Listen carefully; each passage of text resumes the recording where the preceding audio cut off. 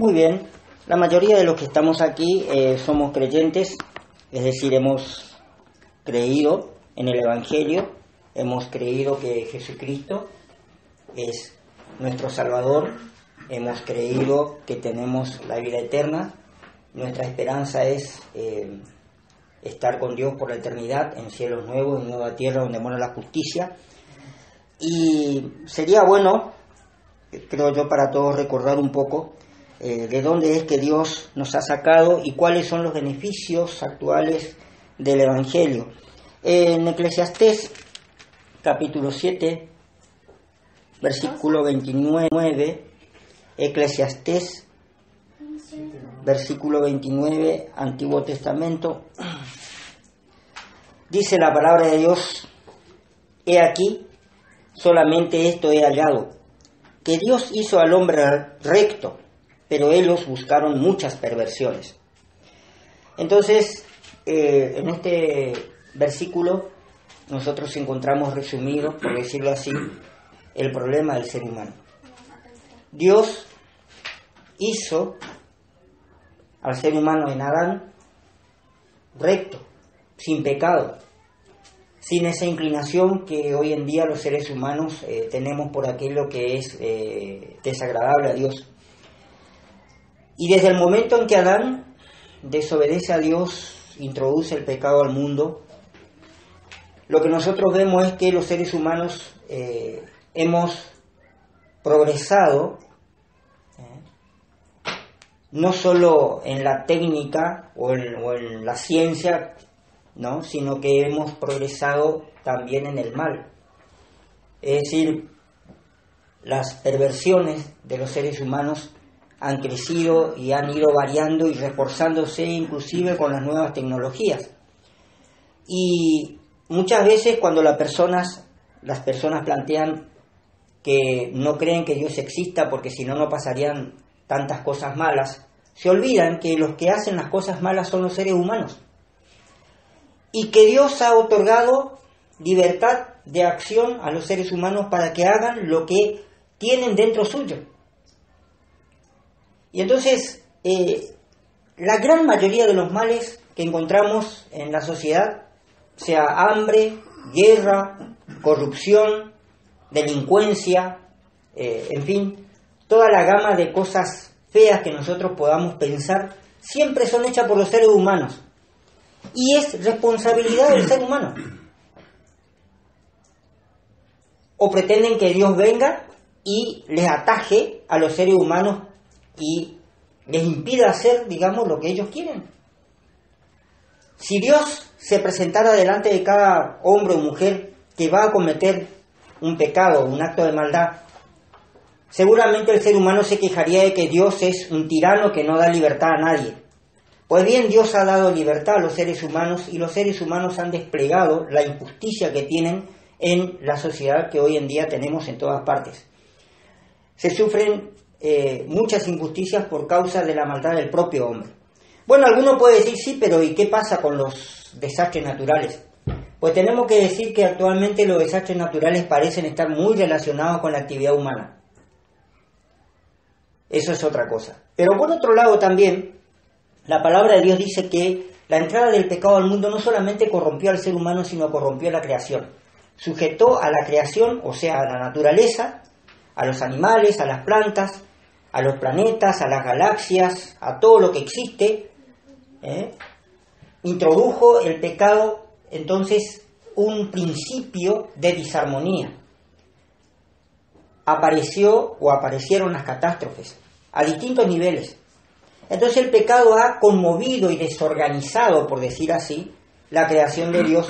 Y esto también explica por qué hay catástrofes naturales que por ahí se cobran muchas vidas.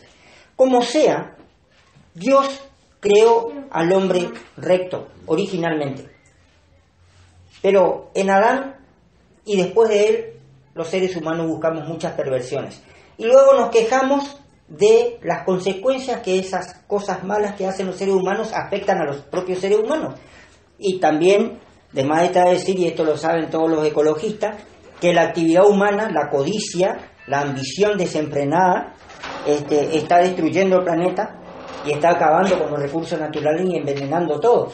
Así que cualquiera que diga o que duda de que Dios exista por las cosas malas que pasan, tendría que pensar primero que las cosas malas que pasan son responsabilidad del ser humano.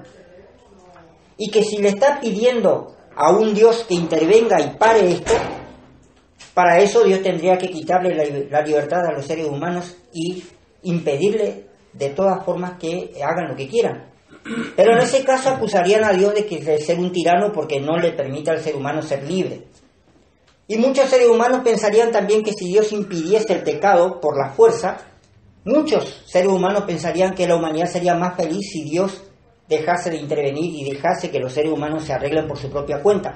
Pues los seres humanos nos hemos arreglado por nuestra propia cuenta sin Dios desde hace siglos y las cosas no han mejorado, sino que al contrario empeoran en la sociedad y hasta la misma naturaleza se está corrompiendo cada vez más y va a llegar el momento en que los recursos que son explotados por pocos no puedan sostener la vida de los demás seres humanos y de las otras especies también que habitan sobre este planeta.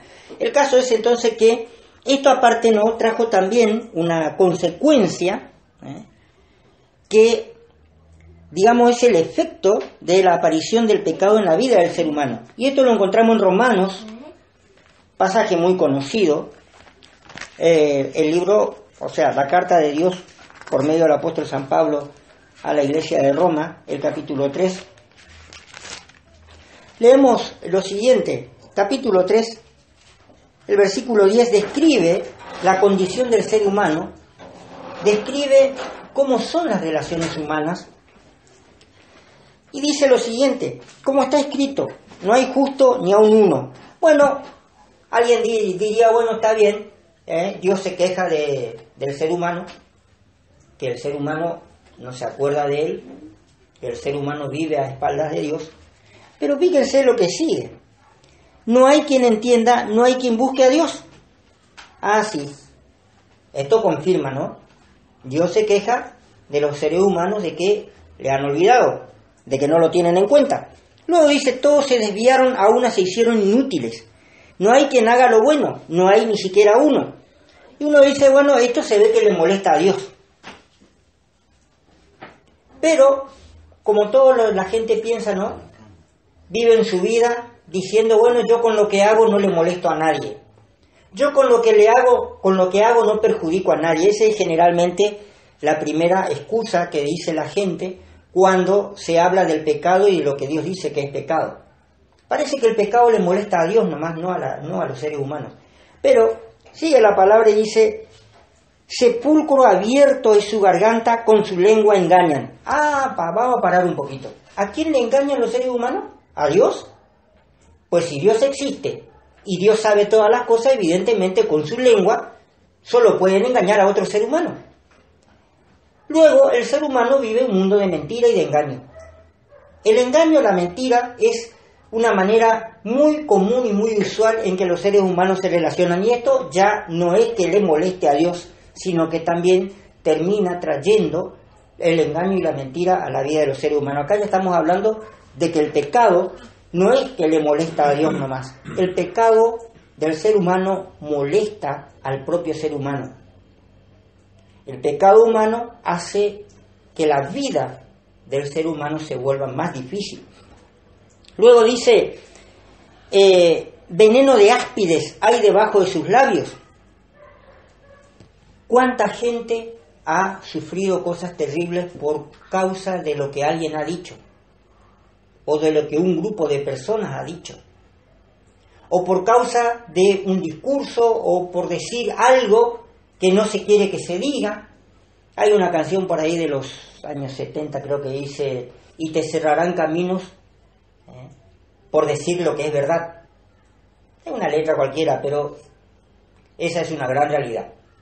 Si hay algo que a los seres humanos no les disgusta es la verdad sobre sí mismos. Les gusta la verdad siempre que se aplica al vecino. O sea, la verdad está buena para los demás, pero no me vengan a decir verdades sobre mí mismo porque eso sí que no lo tolero. En general los seres humanos somos así. Entonces, siguiendo este proceso dice que su boca está llena de maldición y de amargura. Acá, ¿a quién le puede afectar la maldición y la amargura. Nosotros en el castellano le damos a la palabra maldición un sentido muy, digamos, muy fuerte, que está bien, pero que no transmite todo lo que la palabra dice. Maldición simplemente es decir mal. Es decir mal. Decir algo que no está bien. Esto habla también de la amargura. Y uno dice, bueno, pero si una persona está amargada, se amarga sola y sola se perjudica. Pero eso no es cierto, porque la persona amargada dice palabras amargas. Y la persona amargada genera un clima a su alrededor de amargura. Y la persona amargada lo que hace es amargar a los que le rodean y hace que la vida de los que están alrededor de ella sean difíciles. Todo esto que Dios condena y llama pecado, lo que está haciendo es destruir la felicidad del ser humano. Pero el ser humano lo único que piensa es que Dios no quiere que yo me divierta. Porque Dios quiere prohibirme esto, prohibirme aquello. Pero el costo de lo que el ser humano llama diversión es perder la felicidad.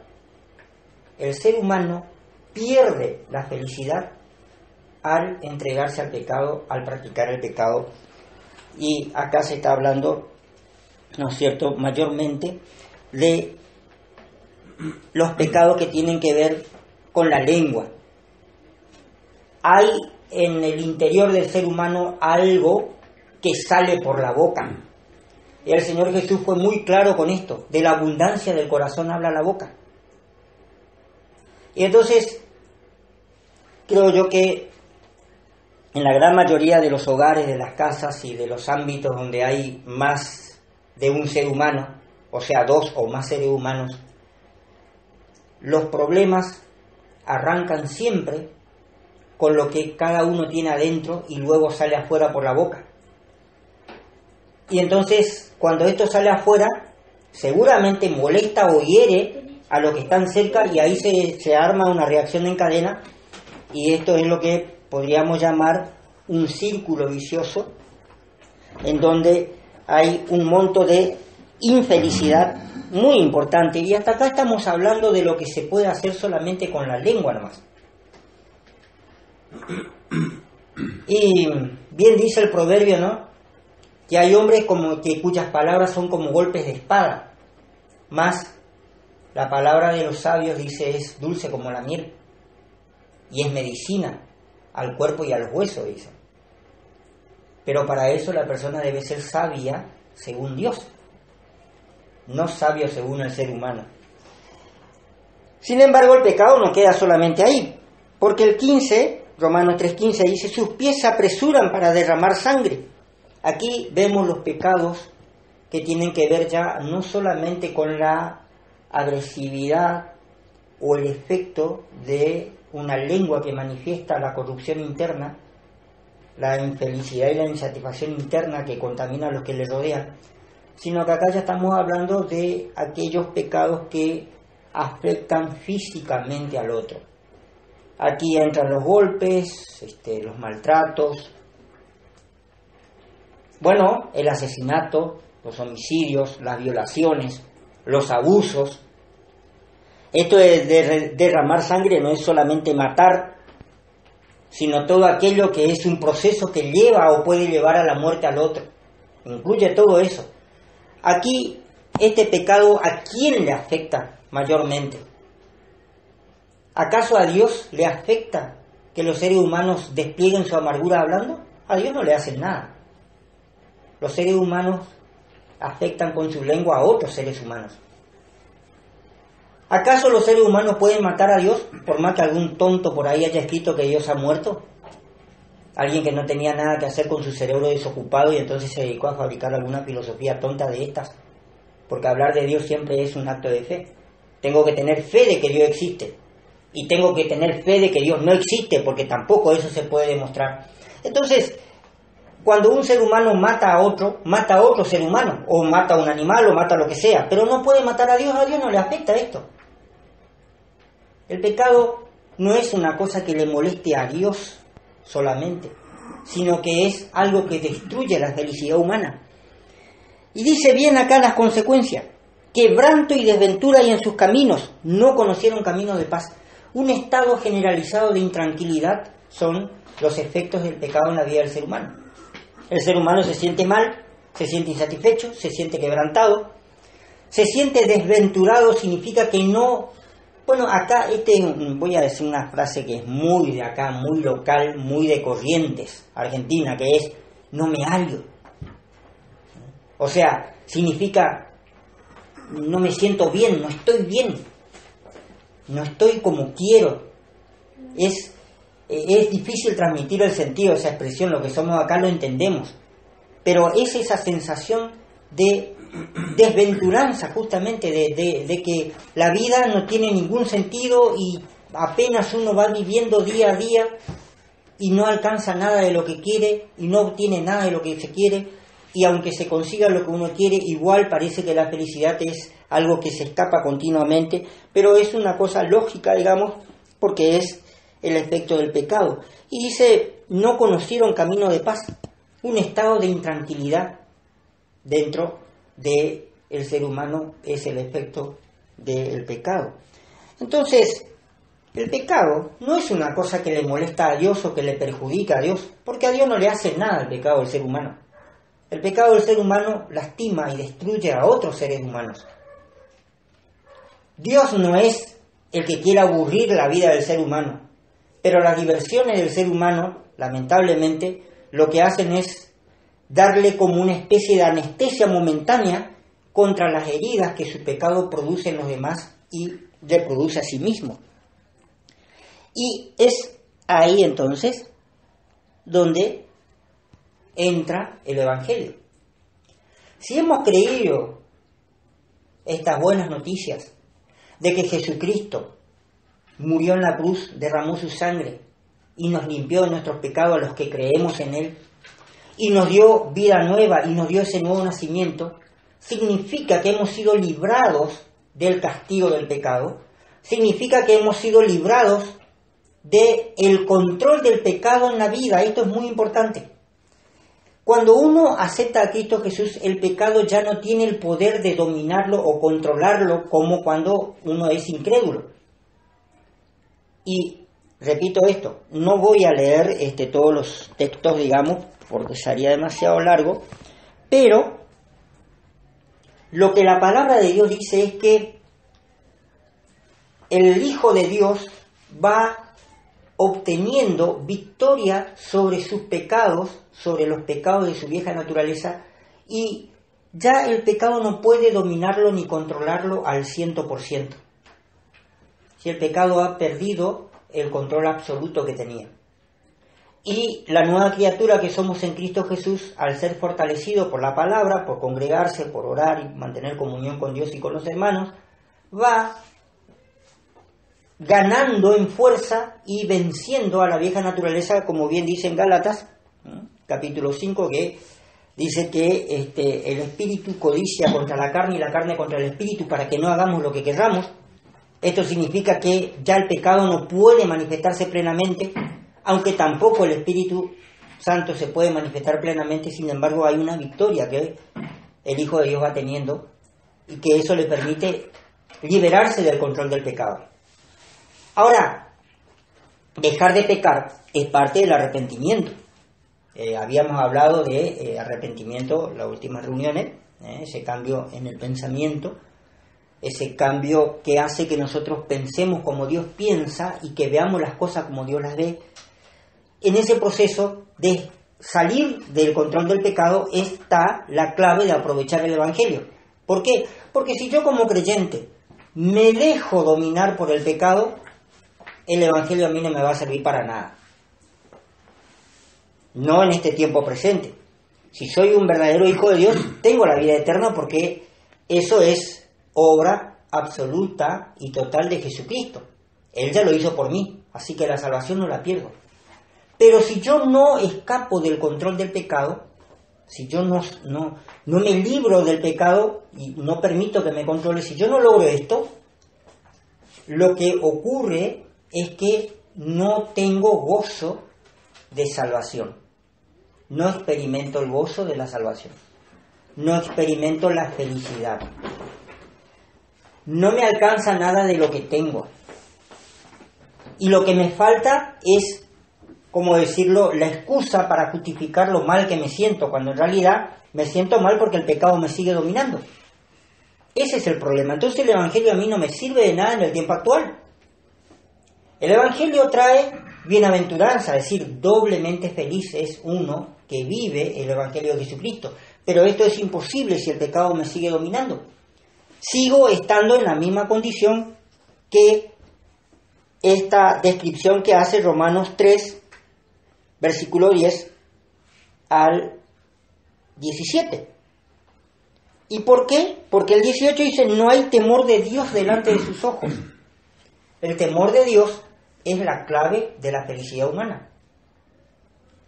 Por eso, por más que uno consiga lo que quiera, se compre el auto que quiera, me compro, qué sé yo, el último Jet Lear, no sé si está bien pronunciado, no importa, no voy a alcanzar la felicidad nunca si no tengo temor de Dios.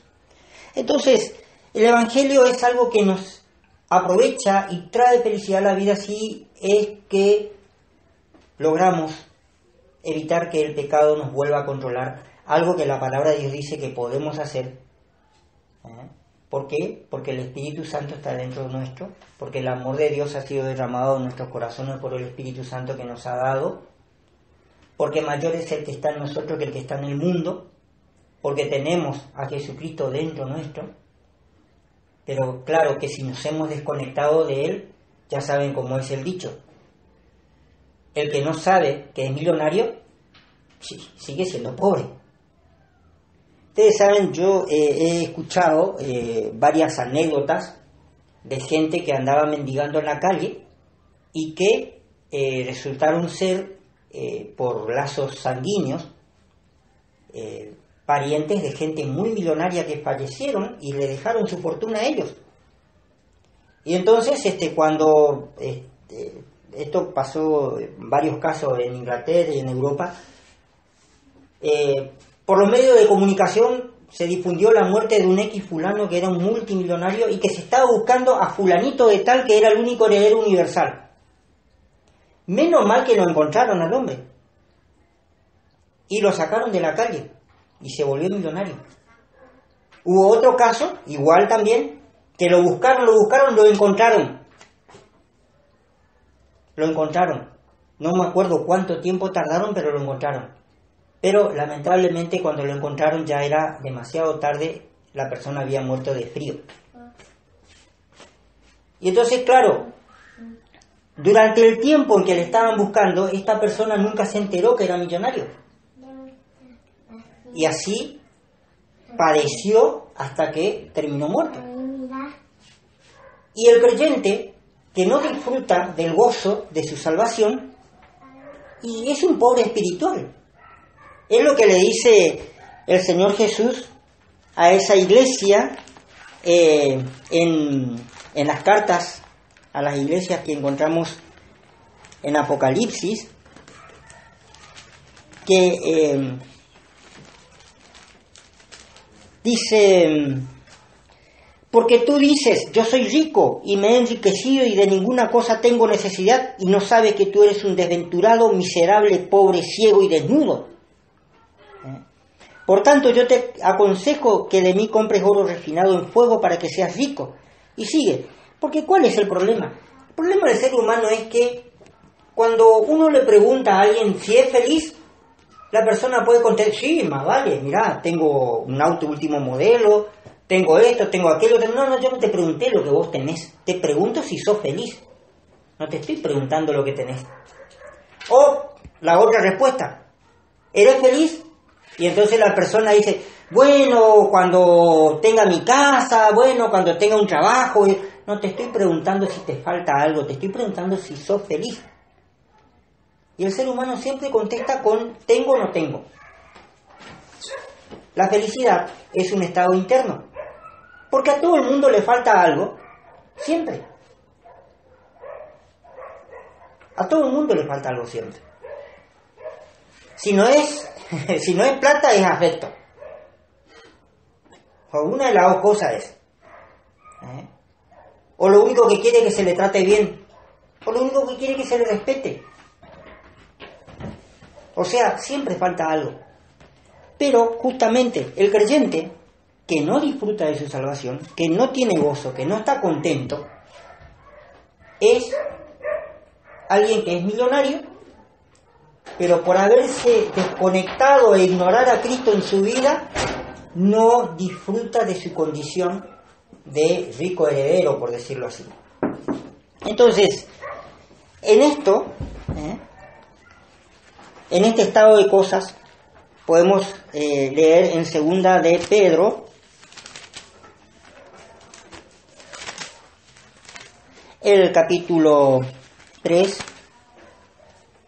versículo 10 dice: pero el día del Señor vendrá como ladrón en la noche, en el cual los cielos pasarán con gran estruendo, y los elementos ardiendo serán deshechos, y la tierra y las obras que en ella hay serán quemadas. Puesto que todas estas cosas han de ser deshechas, ¿cómo no debéis vosotros andar en santa y piadosa manera de vivir, esperando y apresurándoos para la venida del día de Dios, en el cual los cielos encendiéndose serán deshechos, y los elementos siendo quemados se fundirán? Pero nosotros esperamos, según sus promesas, cielos nuevos y tierra nueva, en las cuales mora la justicia. Porque ahora el creyente solo puede ser feliz por dentro, porque por afuera solamente hay infelicidad. Afuera están los problemas, están los desacuerdos, afuera está lo que falta, está lo que sobra, está lo que uno quiere, está lo que uno no quiere. Afuera está el dolor y el sufrimiento, y la insatisfacción o la frustración. Afuera están las situaciones que no se pueden manejar. Afuera están las personas que tampoco se pueden ayudar si no se quieren dejar ayudar. Pero adentro del creyente está la felicidad y está el gozo, porque ahí está el Señor Jesús. Pero esto no va a ser así por siempre. El día va a venir que adentro del creyente va a estar la felicidad, y afuera también, en los cielos nuevos y en la tierra nueva, donde mora la justicia. Donde el adentro del creyente lleno del Espíritu se va a corresponder con el afuera, lleno de la plenitud de Dios. Todo va a ser perfecto. No va a haber dolor, ni sufrimiento, ni llanto, ni quebranto, ni discusiones, ni desacuerdos, ni desencuentros, ni malentendidos, ni bien entendidas cosas también, porque, como dice la palabra de Dios, la ciencia añade ciencia, añade dolor. ¿Por qué? Porque en este mundo lo único bueno que existe está dentro de los hijos de Dios, de los que hemos creído en Cristo Jesús. Allí está lo bueno. Así que el Evangelio es eso. El Evangelio no solamente es una promesa en la eternidad, como hemos estado viendo, de que este estado de cosas de injusticia va a cesar, sino también es una realidad presente del creyente que está degustando, probando las primicias del cielo en su comunión con Dios. Porque el cielo es cielo, por decirlo así, porque está Dios allí en su plenitud manifestándose. Y el infierno es en donde Dios no manifiesta más que su justicia. Y entonces la vida sin Dios es un infierno, porque el ser humano cae bajo el control del pecado, y el pecado no le va a traer felicidad, solamente quebranto y desventura. Pero el cielo está dentro de cada creyente, por anticipado. Por eso el Espíritu Santo son las arras de nuestra herencia. Es decir, es el anticipo por el cual Dios nos garantiza que vamos a ser felices por la eternidad en una tierra y en un cielo que son felices por la eternidad, liberados ya de esa compulsión que tenemos y contra la cual estamos luchando todos los días, que es de pecar contra Dios. Muy bien, vamos a dejar por acá.